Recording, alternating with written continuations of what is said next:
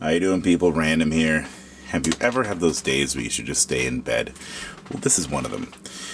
This is a lock that I got from Steel Pinnings.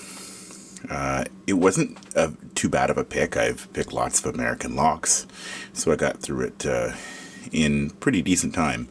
The problem was, when I was gutting it, I stuck my pick inside to get out a spring on the sixth chamber, and it went across the room, and then I spent 20 minutes looking for it. By the time I found it, I figured you don't want to see a 32-minute video. So what I'm going to do is I'm going to do this backwards.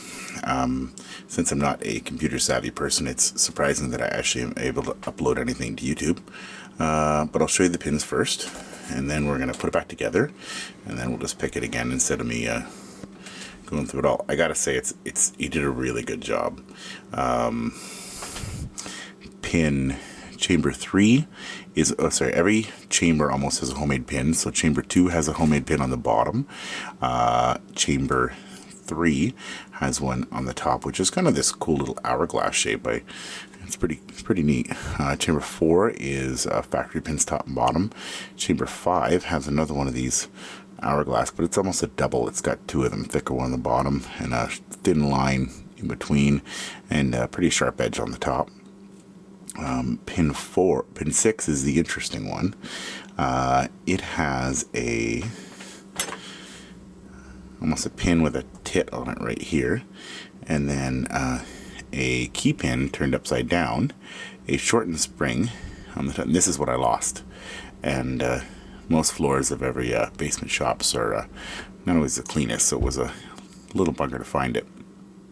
And then it's got a serrated spool.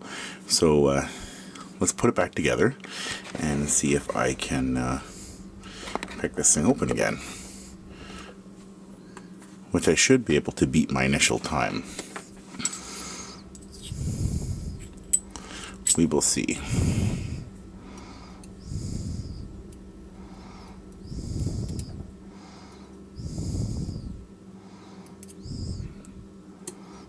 I guess there's usually lots of gutting videos, but oh, that went in the wrong chamber.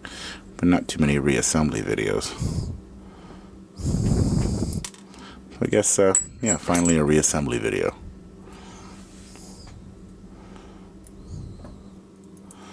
Okay.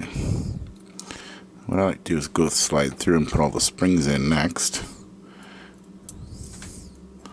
instead of doing them chamber by chamber as I populate it. Get a good hold of that.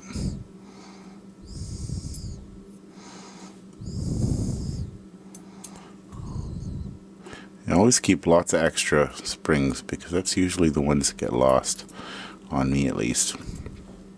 Losing a key pin or a driver pin on a stock lock isn't that big of a deal, but when you're dealing with somebody else's artwork and they've gone through the trouble of making a challenge lock, the last thing you want to do is lose a pin, because you'll never be able to duplicate it. Okay, so now I have pin 5 exposed. So what I do is just grab it as high as I can, slide it in there, push the follower just a little bit, and it jams it up.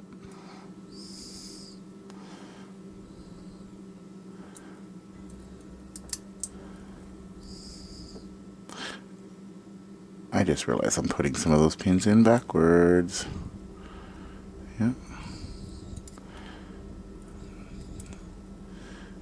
Okay. Boom and boom. We're going to start from the other end. So this one is the one that goes in here.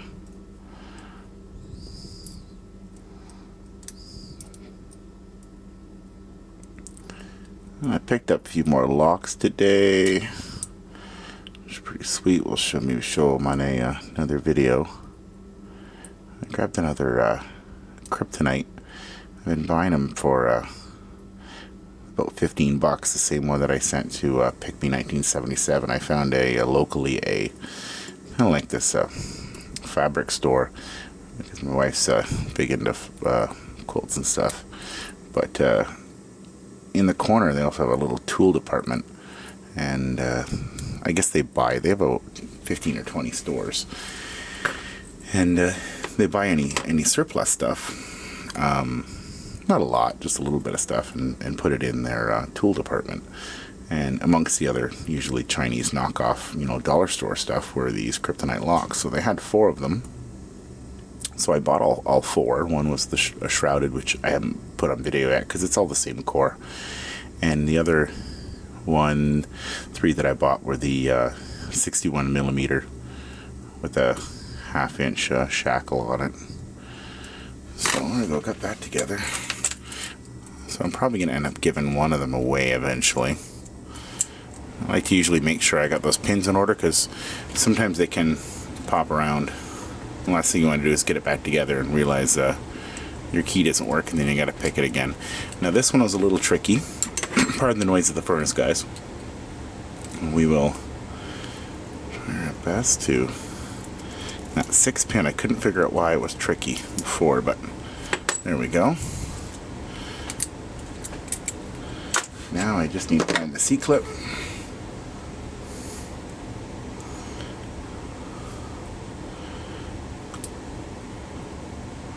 Okay, C-clip's on.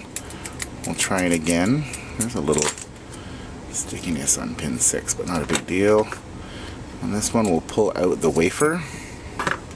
When I reassemble the Americans, stick it on here. And if it won't hold, a little bit of lube usually works. Like the grease, they use Molly lube or something like that. That'll usually hold on there pretty good. We'll do that opposite. Bottom cover. Then I'll stick my finger on the bottom, flipper.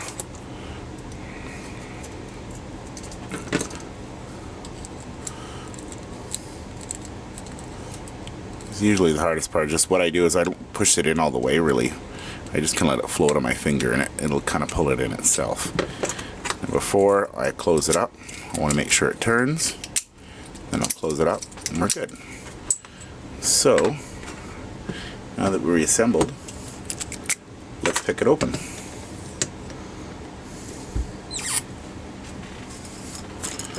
Okay, unzip this. I had this at work today. I had to pull out a Chicago lock, file cabinet lock that I have to get apart because for some reason the number EE189 doesn't show up in anybody's books.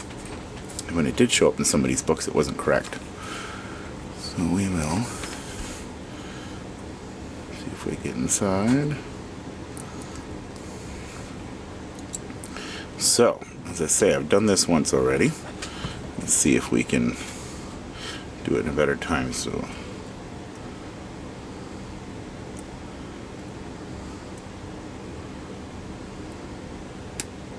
there's pin 4. Pin 3 was always a little spongy. Pin 2, pin 1.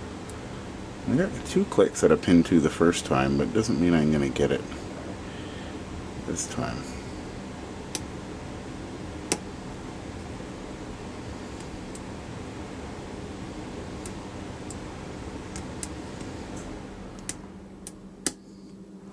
Now there's a little bit of a false set, which is good.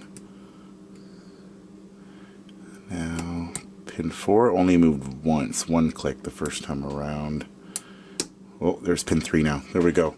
Yeah, considerably faster. The first time was about 3 minutes and 20 seconds, and due to the fact that I remembered a couple pins, we're able to do it in no time. So, yeah, that is my reverse challenge lock, due to the fact that I screwed up. So, anyway, it's kind of fun seeing it, putting it back together that way. But either way, take care, people, and thank you to PickMe1977 who sent me the lock in the first place, and thank you to Steel Pinnings for pinning up a pretty cool lock. I'm a huge fan of the American 1100 series. I have quite a few of them, and I don't know, they're all fun. I don't know why I like them so much, but Either way, take care. Thank you to all the subscribers who subscribed recently, and all my previous subscribers. Thanks for watching my videos.